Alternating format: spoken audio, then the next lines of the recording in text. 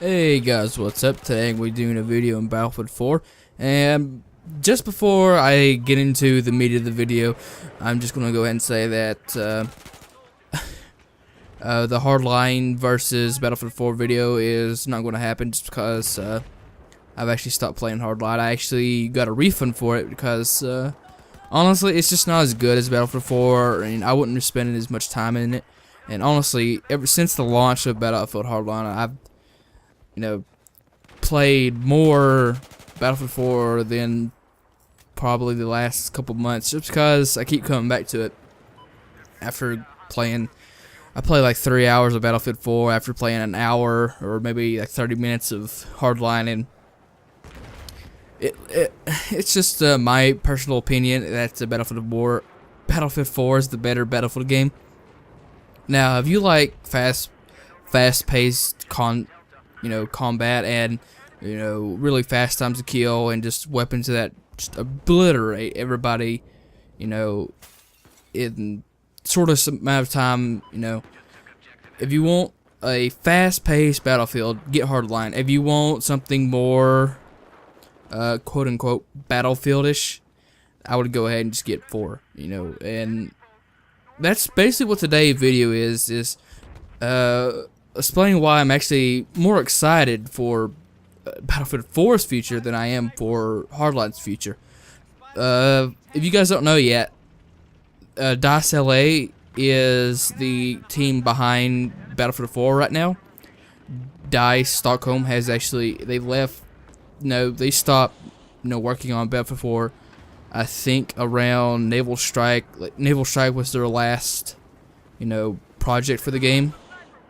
They made one DLC before that. I think they made Second Assault, and they made Naval Strike, and then they left after Naval Strike to go work on Star Wars Battlefront. And that's great. I can't wait for that. But DICE LA has pretty much turned around Battlefield 4 from what it was at launch and made it into what it is today. And that's really what I'm looking forward to. I really had to give some props over to the DICE LA guys for turning this all around and pretty much just changing everybody's opinion on the game, because in all honesty, it did have some bugs. It was pretty broken at the very launch. There were some bugs and just lag, and over time they have really improved on everything, and it's just a lot more fun to actually play now. And like I said, I do have to give them props, but they've actually said that they're going to be continuing support for Battlefield 4.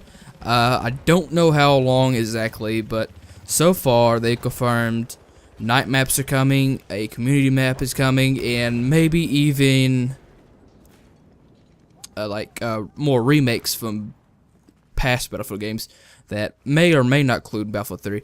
But they did have a poll a couple months ago, or maybe a few months now, that had maps. I think pretty much every map from every Battlefield game up until Battlefield 4, and they.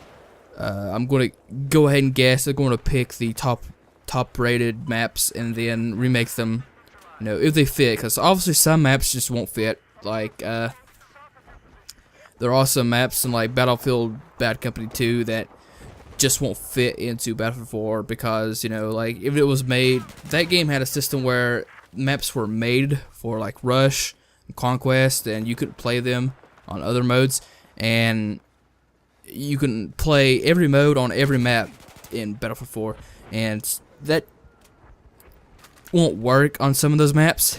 And that's cool that that system had it, but they do have to work around the system now. And if the map can't support all the game modes, I don't think they're going to do it.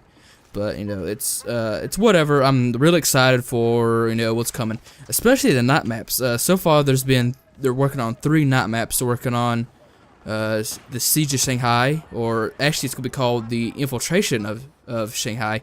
That's the night version. And they're working on a nighttime version of Zavad 311 and Gold Mud Railway. And I'm really excited for the Gold Mud Railway, because if you guys don't know, this is pretty much my favorite map in the game. I have about 3 servers favored it of just 24/7 Gold Mud Railway, and it's really fun just to get into. And the community map is actually coming along pretty great. They've already announced that it's going to be a jungle map. I think the capture points, I can't remember them exactly.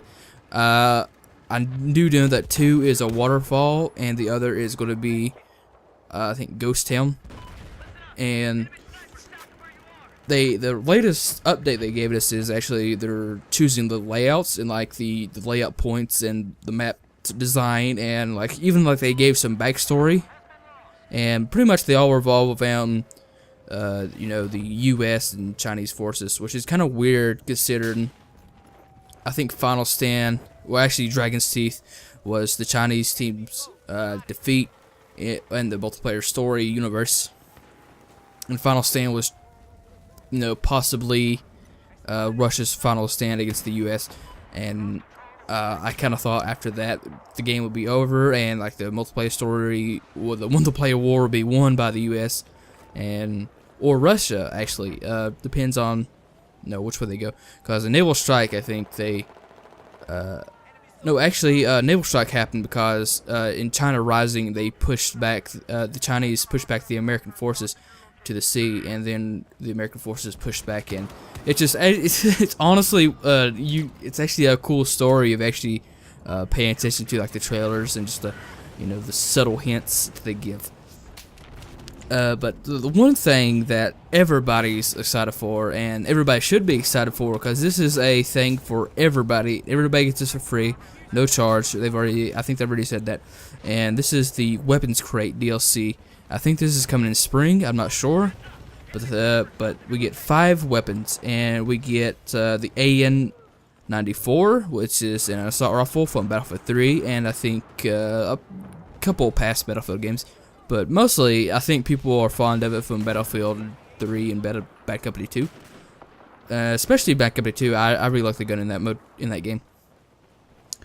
And there's the 2 weapons. I've actually never heard of these before, up until, you know, they were, you know, people were guessing these. And they were guessing the OTS-14, which I guess is a variant of this weapon, or this is a variant of that weapon. But the Carbine we're getting is called the Groza 1, and this is a Russian-made carbine, and it's actually pretty cool. It's 800 rounds per minute, I think. It does very high damage, but it has crazy recoil apparently, because they're actually testing the weapons on the CTE right now. And so if you're on PC or you have a computer, and if you're a console player, you can actually get into the CTE on PC, you know, for free. That's pretty cool. And the PDW we're getting is the Groza 4, and that's the PDW version of the Groza 1, obviously. And the thing about this is, I'm pretty sure its stats are pretty much exactly like the ASVAL, and that's actually pretty cool in one sense. It's basically just a bullpup version of the ASVAL. So, kind of looking forward to that, just because, you know, it's fun to have all these new weapons to toy around and play with. And the LMG we're getting is actually kind of an assault rifle. It's kind of weird. It's actually a counterpart to a weapon we already have in the game. It's the L86A2. And the thing about this is, from what I hear, it's almost exactly like the L85. And it's just kind of weird that they didn't choose another weapon for this, because they actually gave some reasoning on Reddit of why certain weapons were chosen, you know, above others. And like, sadly, the XM8 wasn't chosen for the AR just because they pretty much had the 750, you know, 5.56 round assault rifles already covered, and I'm a little disappointed in that, but I do understand the reasoning. But probably the most unique weapon is the new sidearm. It's called the Mare's Leg, and it's like a mini sniper rifle, essentially. It's lever action. It looks like a lever action shotgun, but it fires like sniper rounds, and that's actually pretty cool. From what I could tell from, you know, just the footage I'm watching, is the headshot range for getting a one hit kill isn't very far, but you know, if you're up close, you can actually do some good damage with this gun. But you know, whenever those do come out, I'll probably do a 14th episode of the Assault Rifle Mastery Series on the AN-94, and maybe a 15th if they ever come out with another weapons crate. So hope you guys enjoy this video, and you know, like I said, it's no more hardline content, and just a bunch of Battlefield 4 content coming out from me and from the actual developers, and it's actually really cool. So hope you guys enjoy this video, and I'll see you guys next time.